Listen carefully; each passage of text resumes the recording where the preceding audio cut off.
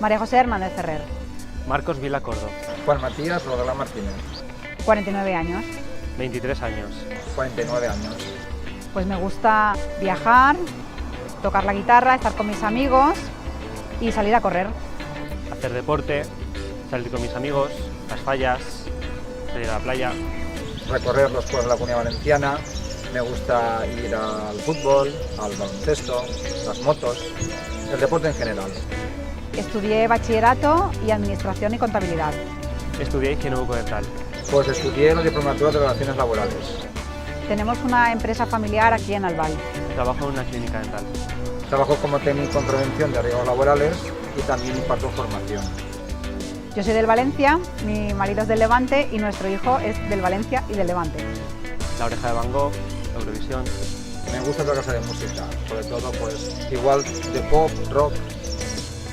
Ilusión y futuro. Trabajo, esfuerzo. Gente para hablar.